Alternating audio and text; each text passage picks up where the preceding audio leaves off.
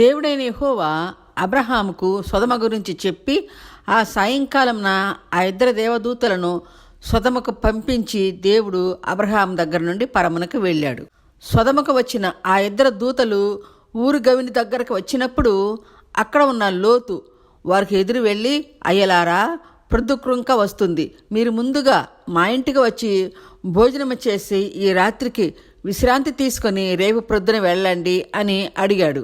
అయితే ఆ దూతలు, మేము ఈ రాత్రి ఈ ఊరి బయటే ఉంటాము, కానీ మేము ఎవరింటికి రాము అని ఆ దూతలు లోతుకి బదిలిచ్చారు. కానీ లోతు వారి ఎదుట సాగిలపడి, అలాగా మాట్లాడవద్దు అయ్యలారా, ఈ రాత్రి మా ఇంట బస చేయండి అని వారిని బలవంతం చేశాడు. అప్పుడు ఆ దూతలు లోతు వెంట వారి ఇంటికి వెళ్ళారు. అయితే ఈ దూతలు ముందుగా ఎందుకు రాను అన్నారంటే, ఆ పాపం చేసే ప్రజల మధ్యన ఉండటం కన్నా ఊరు బయట నడివీధిలోనే ఉండటం మంచిది అన్నట్లుగా ఆ దూతలు ముందుగా వెళ్ళటానికి ఇష్టపడలేదు.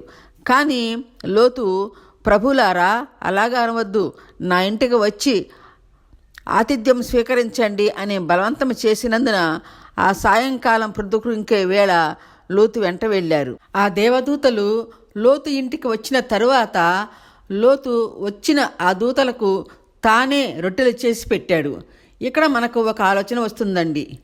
వచ్చిన వారికి లోతే రొట్టెలు చేసి పెట్టకపోతే లోతు భార్య ఏమైంది, కూతుళ్ళేమయ్యారు అని మనకు అనిపిస్తుంది. లోతు భార్యకు శారాలాగా దేవుని యందు భయభక్తులు లేవు, భర్త మీద గౌరవం కూడా లేదు. ఎందుకంటే సాయంత్రానికి ఇంటికి చేరే భర్త కొరకు ఎదురు చూస్తూ ఇంటి దగ్గరే ఉండి భర్తకు భోజనం లాంటివి సిద్ధం చేయాలి కదా. కానీ లోతు భార్య ఇంట్లో ఉన్నట్లు మనకి కనిపించదు. ఆమె ఆ పాపపు ప్రజలతో ముచ్చటించుకోవటానికి ఊరిలోకి వెళ్ళింది. వెళ్ళిన మనిషి భర్త ఇంటికి వచ్చే వరకు కూడా రాలేదంటే భర్తను పిల్లలను పట్టించుకునే స్త్రీ కాదు లోతు భార్య అని మనకి ఎక్కడ తెలుస్తుంది. అందుకే వచ్చిన ఆ దేవదూతలకు లోతు చేయాల్సి వచ్చింది. ఈ ఒక్క విషయంలోనే శారాకు లోతు భార్యకు మధ్యన ఉన్న తేడా ఏమిటో మనకు ఇట్టే తెలిసిపోతుంది. శారా తన భర్తను యజమానుడా అని పిలిచి గౌరవించేది. లోతు భార్యకు లోతు అంటే లెక్కే లేదు. అందరూ ఒక ఇంటిలో ఉంటున్నారు, కానీ ఎవరి దారి వారిదే. లోతుకు కుమారులు లేరు అని వ్రాయబడి ఉండలేదు కనుక వారికి కుమారులు తప్పకుండా ఉండి ఉంటారు. కానీ వారు ఆ రాత్రి పాపపు కార్యాలు చేయటానికి సాయంకాలంనే వెళ్ళి ఉంటారు. అయితే లోతు ఆ పాప ప్రజల్లోని వారినే తన ఇద్దరు కుమార్తెలకు కూడా సంబంధాలు కుదుర్చుకుని ఉన్నాడు. శారా, అబ్రహాం అయితే తమకు వృద్ధాప్యమందు పుట్టిన ఇస్సాకును దేవుని యందు భయభక్తులతో సత్ప్రవర్తన అనే సద్గుణములతో పెంచి పెద్ద చేశారు. కనుక దేవుడు ఇస్సాకును ఎంతగానో ప్రేమించాడు. అబ్రహాము తన భార్య అయిన శారా మరణానంతరము ఇస్సాకు పెండ్లి విషయంలో కూడా కానాను స్త్రీలతో ఎవరికీ చేయకుండా తన పెద్ద దాసుడైన ఎలియాజరును పద్దనరామునకు పంపించి, నా తండ్రి ఇంటి వారిలో నుండి ఇస్సాకునకు ఒక స్త్రీని తెచ్చి నా కుమారుడైన ఇస్సాకునకు ఇచ్చి పెళ్లి చేయమని ఆజ్ఞాపించాడు. అప్పుడు ఆ దాసుడు, అక్కడ నుండి ఆ స్త్రీ రావటానికి ఇష్టపడకపోతే మరి నన్నేం చేయమంటావు అని ఎలియాజరు అబ్రహామును అడిగినప్పుడు, అబ్రహాము, నన్ను ఇంతకాలం నడిపించిన ఆ సర్వోన్నతుడైన దేవుడే ఈ కార్యము తప్పక చేస్తాడు, నీవు బయలుదేరి వెళ్ళు అని ఆజ్ఞాపించాడు. అబ్రహాం చెప్పిన విధంగానే జరిగింది. ఆ దాసుడు రెబ్కాను తీసుకుని వచ్చి ఇస్సాకుకు పెండ్లి చేశాడు. ప్రార్థనాపరుడు, దేవునికి ఇష్టమైన ఇస్సాకునకు దేవుడు తన మామ కూతురైన రిబ్కాతో వివాహం జరిపించాడు. ఇస్సాకునకు అప్పటికి 40 సంవత్సరాలు అయినా బుద్ధి కలిగి ఉండి తండ్రి చూసిన అమ్మాయినే పెండ్లి చేసుకున్నాడు. కానీ నాకు ఈ కానాను స్త్రీని ఎవరో ఒకరిని తీసుకొచ్చి పెండ్లి చేయమని తండ్రిని అడగలేదు. ఇస్సాకునకు పెండ్లయ్యే వరకు తల్లి తండ్రితో గుడారంలోనే ఉండేవాడు. ఇస్సాకు తన ఇష్ట ప్రకారం ఆ దేశంలో ఉన్న వారిలో ఎవరిని చేసుకోలేదు. అంతటి నీతిమత్వము కలిగిన వాడుగా ఇస్సాకు ఉన్నాడు. అబ్రహాము తన ప్రార్థనా జీవితముతో తన కుమారుని, భార్యను, తన ఇంటిలో ఉన్న వారిని అందరినీ కూడా దేవుని యందు నడిపించుకున్నాడు. కానీ లోతు లోకాసులకు లోనయ్యాడు కనుక అబ్రహాము లాంటి ప్రార్థనా జీవితం లేకపోయినందున, తన కుటుంబాన్ని దేవుని పాదులో కట్టుకోలేకపోయినందున ఇంటిలో ఎవరి ఇష్టం వారిదే అయ్యింది. తన కుమార్తెలకు కూడా ఆ పాపపు ప్రజలతోనే సంబంధాలు కుదుర్చుకున్నాడు. పూర్వము నయోమి బెత్లెహేములో కరువు వచ్చిందని ఆశీర్వాదమునకు మూలమైన బెత్లెహేం పట్టణమును విడిచి పాపాత్ములు ఉండే మోయాబు దేశమునకు వెళ్ళి వారి కుమారులకు మోయాబు పిల్లలతోనే అక్కడే పెండ్లి చేసింది. జీవము గల దేవుడిని వదిలి వెళ్ళినందున తన కుటుంబాన్ని అంతటిని పోగొట్టుకుంది. అలాగా లోతు అబ్రహాములాగా తన కుటుంబమును కూడా దేవుని యందు పెంచలేదు. లోతు భార్య కూడా శారాలాగా తన కుటుంబాన్ని దేవుని ప్రేమలో పెంచలేకపోవటానికి కారణం ఆమె ఎప్పుడు లోకములోనే బ్రతికింది, లోకములోనే జీవించింది, కానీ దేవుడిని వెతకలేదు. ఆ విధంగా లోతు కుటుంబము అందరూ కూడా దేవునికి దూరం అయ్యారు. లోతు భార్యకు ఎంతటి లోకాశ అంటే దేవుడు సొదొమ గొమొర్రా పట్టణాలపై అగ్ని కురిపించే ముందు కూడా వారు ఇంకా ఇంటిలోనే తడువు చేస్తుంటే దూతలు వారందరి చేతులు పట్టుకొని బయటకు లాక్కొని వచ్చి, త్వరగా పారిపోండి, వెనక్కి చూడవద్దు అని చెప్పి వారి చేతులు వదిలి దూతలు వెనక్కి వచ్చారు. దూతలు వారి చేతులు ఎప్పుడైతే వదిలి వేశారో వెంటనే లోతు భార్య ఆకాశమున కంటే మంటలను చూడటానికి వెనక్కి తిరిగింది. ఆమె అలా ఎందుకు అంత ఆత్రంగా వెనక్కి చూసింది అంటే, అమ్మో, నా ఇల్లు, నా బంగారం, నా ఆస్తిపాస్తులు అన్నీ బుగ్గిపాలైపోతున్నాయి అని ఆదుర్దాగా వెనక్కి తిరిగి చూసింది. ప్రభువు చెప్పిన విధంగా ధన సంపద అనే ధనాపేక్ష సమస్త కీడులకు మూలము కనుక ముందు మీరు నన్ను వెతకండి, మీకు నా యందు నిత్యజీవం అనే ధననిధిని ఇస్తాను అని చెప్పిన విధంగా లోతు భార్య దేవదూతలు చెప్పిన మాటలను బట్టి కానీ ఆ మహాభయంకరమైన అగ్నివర్షము చూసినా ఆమె దేవుని వైపు చూడలేదు, దేవునికి భయపడలేదు.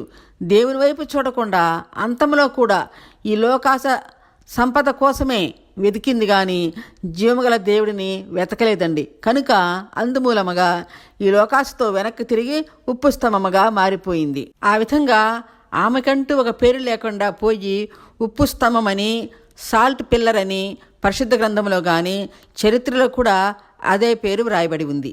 లోతు భార్య వెనక్కి తిరిగి చూసింది, కానీ లోతు ఇద్దరు కుమార్తెలు మాత్రం వెనక్కి చూడకుండా సోయరకు వెళ్ళి అక్కడ ఉండటానికి భయపడి అక్కడ ఉన్న ఒక పర్వతమందు ఉన్న గుహలో నివసించారు. లోతు ఇద్దరు కుమార్తెలు ఆ పాపపు ప్రజలతోనే నివసించారు కనుక దేవుని యందు భయభక్తులు లేనందున ఆ పట్టణ ప్రజల మాదిరిగానే వీరు కూడా ప్రకృతి విరుద్ధంగా ప్రవర్తించారు. అలాగా లోతు కుమార్తెలు ప్రవర్తించి లోతుకు తెలియకుండానే ఇద్దరు కుమార్తెలు కూడా సంతానం పొందుకున్నారు. అయితే దేవుడు లోతు కుమార్తెల యొక్క సంతానాన్ని వెలివేశాడు. అయితే కనికరం గల దేవుడు వారి వంశముల వారిని ముందుగా వెలివేసిన వారు ఎలాంటి స్థితిలో ఉన్న కనికరం గల ఆ ప్రేమమయుని యందు విశ్వాసము కలిగి ఆయనను వెదికేవారైతే, ఇదిగో నేను నీకు తోడుగా ఉంటాను అన్న విధంగా ప్రభు అయిన యెహోవా తండ్రి మోయాబీయులలో నుండి రూతును, కనానీయులలో నుండి రాహాబును ఏర్పరచుకొని పుట్టబోయే యేసుక్రీస్తు వంశావళిలో రూతును, రాహాబును ఏర్పరచుకొని సమాజంలోనే కాకుండా చరిత్రలో సృష్టి ఉన్నంత కాలం వరకు వారిని గురించి చెప్పుకునే భాగ్యత, ధన్యత కలిగించాడు. నశించిపోయిన వారిని వెతికి రక్షించే దేవుడు కనుక లోతు కుమార్తె వంశముల నుండి రాహాబును, రూతును ఏర్పరచుకున్నాడు. ఈ మాటలను బట్టి దేవుడు ఎంతటి ప్రేమామయుడో, ఎంత కనికరమ కలిగిన వాడో మనం తెలుసుకుంటాము. ప్రభువు తాను బోధించే కాలంలో చెప్తూ, ఉప్పులాగా సారమ కలిగి ఉండండి. ఉప్పు నిస్సారమైతే అది త్రోవలో త్రొక్కబడుటకే కానీ దేనికిని పనికిరాదు కనుక మీ జీవితాలను నిస్సారముగా ఉంచుకోకుండా సారమైన ఉప్పులాగా ప్రభువునందు కట్టుకోండి అని చెప్తూ లోతు భార్యను గురించి కూడా జ్ఞాపకం చేసుకోండి. ఆమె దేవుని యందు తన ఆత్మీయ జీవితాన్ని కట్టుకోకుండా దూతలు చెప్పినా వినకుండా వెనక్కి తిరిగి దేనికి పనికిరాని ఉప్పు స్తంభముగా మారిపోయింది.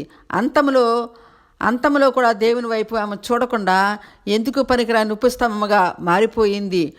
మీ జీవితాలను జాగ్రత్తగా చూసుకోండి అన్నట్లుగా ప్రభువు ఆమెను బట్టి ఉదాహరణగా బోధించారు. ఆ ఉప్పు స్తంభము ఆ సొదొమ ప్రాంతంలోని ఒక కొండపై ఇప్పటికీ అలాగే ఉందండి. ఆ స్తంభము దగ్గర లోతు భార్య అని వ్రాసి ఉంటుంది. బైబిల్లో ఆత్మదేవుడు వ్రాయించిన విధంగా ఆ ఉప్పు స్తంభము అలాగే ఉంది. సొదొమ గొమొర్రా పట్టణాలను దేవుడు కాల్చినప్పుడు ఆకాశం నుండి పడిన అగ్ని గంధకపు రాళ్ళు ఎప్పటికీ అక్కడ దొరుకుతున్నాయి. చూడటానికి వెళ్ళిన యాత్రికులు వాటిని కాల్చి వీడియోలో చూపిస్తూ ఉంటారు. ఆ విధంగా భక్తిగల శారా రాజులకు తల్లి అయ్యింది. దేవుని యందు భయభక్తులు లేని లోతు భార్య కనీసం తన పిల్లలను కూడా దేవుని యందు పెంచలేకపోయింది. ఆమెకు కూడా దేవుని యందు భయం లేదు కనుక ఎందుకు ఎవ్వరికీ పనికిరాని ఉప్పు స్తంభముగా మారిపోయింది. ఒకవేళ ఆమె చివరికైనా వెనక్కి తిరిగి చూడకుండా మారు మనస్సు పొందుకొని దేవుని యందు విధేయత కలిగి ఉన్నట్లయితే పరమప్రభువు ఆమెను కూడా తప్పగా క్షమించి ఉండేవాడు. కానీ ఆఖరిలో కూడా దేవుని ఆజ్ఞను ధిక్కరించి ఆమె శాపగ్రస్తురాలయ్యింది. శారా అబ్రహాముకు లోబడి జీవించినందున రాజులకు తల్లిగా ఆశీర్వదించబడింది. లోతు కుటుంబమును బట్టి దేవుని సన్నిధిలో అబ్రహాము చేసిన ప్రార్థనను బట్టి దేవుడు లోతు కుటుంబాన్ని రక్షించినా కూడా లోతు అతని భార్య అవకాశాన్ని పోగొట్టుకున్నారు. ఆమె జీవిత చరమాంకంలో కూడా ఎన్నటికీ పనికిరాని స్త్రీగా పరిగణించబడింది. లూకాసు వార్త 18వ అధ్యాయం 32 నుండి 37 వరకు లోతు భార్యను గురించి, ఆమె తన జీవితాన్ని ఎలా పోగొట్టుకుంది అన్న అంశమును గురించి ప్రభువు ఆనాటి ప్రజలకు బోధిస్తూ, మీరంతా అలాగా జీవించి పనికిరాని వారుగా ఉండకుండా దేవుని యందు విసుగు లేకుండా నిత్యము ప్రార్థన చేయండి అని ప్రభు బోధించారు. విసుగు లేకుండా అంటే అబ్రహాము మాదిరిగా దేవుని యందు నిరీక్షణ కలిగి జీవించండి. అప్పుడు మీరు భూమి యందును పరలోకమందును ఆశీర్వదింపబడతారు. ప్రార్థన అనే ధూపము లేని వారి కుటుంబములు భూమి మీదను పరలోకమునందును ఆశీర్వాదము పొందుకోలేరు అన్నట్లుగా దేవుని యందు అప్రమత్తులై జీవించండి. అంతమనందు లోతు భార్యలాగా పనికి రాకుండా పోవునట్లుగా ఉండకుండా నాతో పాటు పరదైసులో ఉండండి అని ప్రభువు బోధించారు. యేసు ప్రభువు తాను బోధించే కాలంలో ఆనాడు జరిగిన ఆ 2 సంఘటనల గురించి పదే పదే ఎందుకు బోధించారంటే, మనుష్య కుమారుని రాకడలో కూడా అలాగే జరుగుతుంది కనుక మీరంతా వారిలాగా ఉండి నశించిపోకుండా అప్రమత్తులై ఉండి, నేను వచ్చినప్పుడు నాతో పాటు మీరు కూడా ఎత్తబడటానికి అంటే నాతో రావటానికి విసుగు లేకుండా ప్రార్థన చేస్తూ నిరీక్షణ కలిగి సిద్ధపాటు కలిగి ఉండండి అని ప్రజలను హెచ్చరించారు. ప్రభువు చెప్పిన విధంగానే మనుష్య కుమారుని రాకడ గురించి పేతురు కూడా కొన్ని మాటలను ప్రజలకు హెచ్చరిస్తూ, ప్రియులారా, యేసుక్రీస్తు రాకడలో మీరు ఎత్తబడేవారుగా ఉండటానికి అప్రమత్తులై ఉండండి. ఆనాటి నోవహు కాలంలోని బుద్ధిహీనులైన ప్రజలు నోవాహుతో మాట్లాడుతూ, ఏది ఇంకా జలప్రళయం రాలేదే, 120 సంవత్సరాల మించి చెప్తూనే ఉన్నావు కదా అని నోవాహుతో వివాదం పెట్టుకున్నారు. అలాగే ఈనాటి ప్రజలు కూడా మనుష్య కుమారుడనే దైవ కుమారుడు వస్తాడు అని 2000 సంవత్సరాల నుండి చెప్తూనే ఉన్నారుగా, ఏది ఇంకా రాలేదే అని ఈనాటి బుద్ధిహీనులు అంటున్నారు. అయితే మాట చెప్పిన దేవుడు రాకుండా ఉండడు. కానీ ప్రియులారా, దేవుడు వచ్చినప్పుడు సమస్త ప్రజలు ఆయనతో ఎత్తబడాలి అన్న నిరీక్షణ కలవాడై ఏ ఒక్కరూ నశించిపోకూడదు అన్న భావనతో 1000 సంవత్సరాలు ఒక్కరోజున 1000 సంవత్సరాలలాగా భావించి ఈ భూమిపై ఉన్న మానవ జాతిలో ఏ ఒక్కరూ నశించిపోకూడదు అని అంతటి ఓర్పు కలవాడై ఆయన రావటానికి ఆలస్యం చేస్తున్నాడు. కానీ లేకపోతే ఎప్పుడో వచ్చి ఉండేవాడు. కాబట్టి ప్రియులారా, మీరంతా దేవుని రాకడ కొరకు నిరీక్షణ గలవారై ఉండి దేవునితో పాటు ఎత్తబడండి. అంతేకాని ఆనాటి నోవహు కాలములోని మూర్ఖతరము వారిలాగా, లోతు కాలములోని సొదొమ గొమొర్రా పట్టణాల్లో ఉన్న పాపిష్టి ప్రజలలాగా మీరు నశించిపోకుండా ప్రార్థన విజ్ఞాపనలతో మెలకువగా ఉండి ప్రార్థన చేయండి అన్న విధంగా పేతురు తన పత్రిక ద్వారా ప్రజలకు హెచ్చరించడం చూస్తాము. ఈ మాటలు 2వ పేతురు 3వ అధ్యాయం 8 నుండి 13 వరకు వ్రాయబడి ఉంది.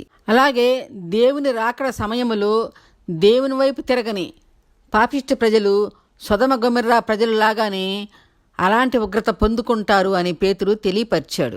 రాబో కాలంలో భక్తిహీనులకు జరిగే తీర్పులో సొదొమ వారిపై వచ్చిన అగ్ని వంటిదే మరలా సంభవిస్తుంది అని మనం ఎందుకు చెప్పుకుంటున్నాము అంటే, నోవాహు కాలంలో భూమిపైకి వచ్చిన ఆ మహాజల ప్రళయం ఇంకా ఎప్పటికీ రాదు కనుక. ఎందుకంటే ఇంకా నేను భూమిపైకి నీళ్లు రప్పించును అని దేవుడే నోవాహుకు వాగ్దానం చేసి గుర్తుగా ఆకాశంలో కూడా ఇంద్రధనస్సును ఏర్పరిచాడు. వాగ్దానం ఇచ్చిన దేవుడు నమ్మదగినవాడు కనుక ఇంకా ప్రజలపై జలప్రళయం సంభవించదు. కానీ జలప్రళయం తర్వాత పంపించిన అగ్నిగంధకాల వర్షాన్ని ఇంకా ఎప్పటికీ కురిపించును అని దేవుడు ఎవరికీ ఎప్పుడూ చెప్పలేదు. కాబట్టి అంతములో రాబోయేది అగ్నియే. ఎలాగంటే 2 పేతురు 3:6-7 వ్రాయబడిన విధంగా ఇప్పుడున్న ఆకాశము భూమి భక్తిహీనుల తీర్పు దినము కొరకు అగ్ని నిలువ చేయబడి ఉన్నది అని వ్రాయబడి ఉంది. కాబట్టి రాబో కాలంలో జరిగే తీర్పు అగ్నితోనే జరుగుతుంది. అందువల్ల మనం అందరం కూడా దేవునికి విధేయులై ప్రార్థనా జీవితంతో ఆయన రాకడ కొరకు ఎదురు చూద్దామండి. మనం వినిన ఈ మాటలను బట్టి ప్రేమామయుడైన ఆ దేవాది దేవుడిని మనం కలిగి ఉంటే ఏ ఉగ్రత మనకు సంభవించదండి. ఒకవేళ ఒక ఉపద్రవం వచ్చినా ఒక నోవహులాగా ఒక లోతులాగా రక్షింపబడతాము. ఇంతటి ప్రేమామయుడైన ఆ యేసును ప్రేమను మనం సొంతం చేసుకుని రక్షింపబడదామండి. ఇంతటి కనికరము గల ఆ మహాదేవుడిని ఒక పాటతో ఘనపరుచుకుందాము.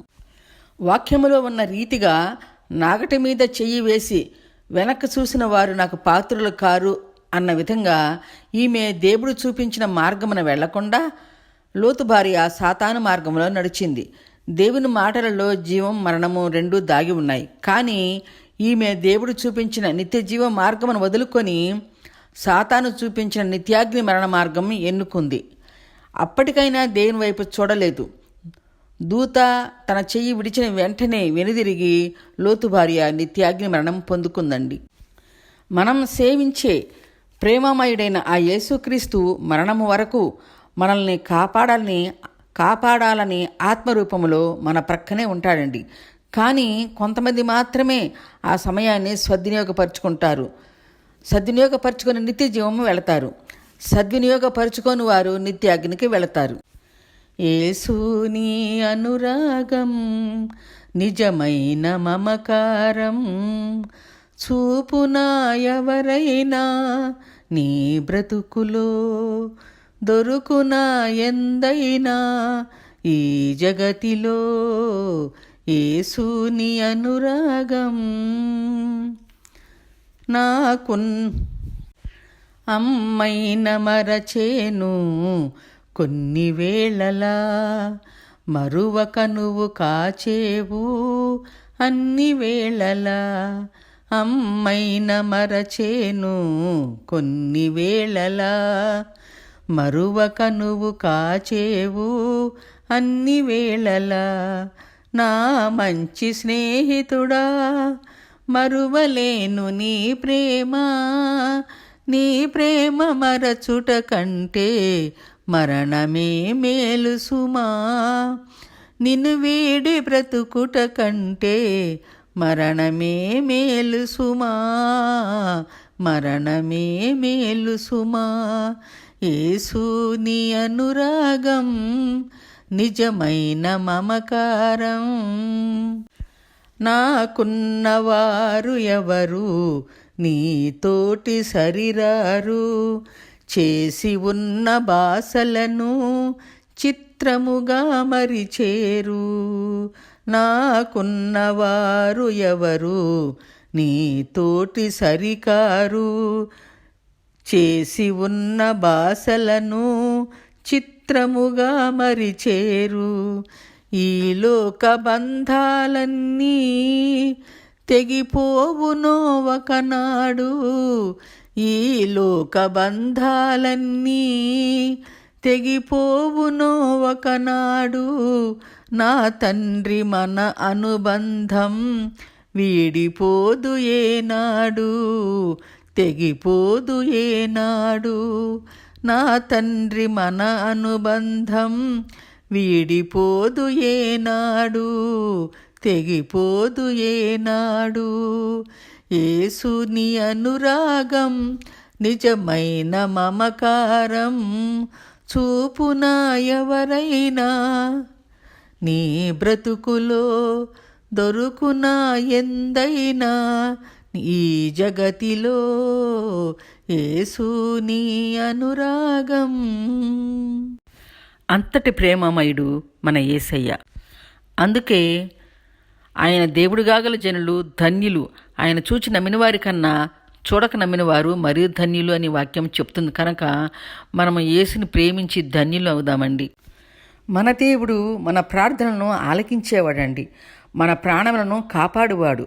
ఈ లోకాసులనే దొంగ ఊబిలో మనం పడిపోకుండా నిత్యాగ్నికి వెళ్లకుండా తప్పించువాడు. కనుక మన దేవునికి ఎల్లప్పుడూ కృతజ్ఞతాస్తుతులు చెల్లించవలసిన వారమై ఉన్నాము. హల్లెలూయా, ఆమేన్.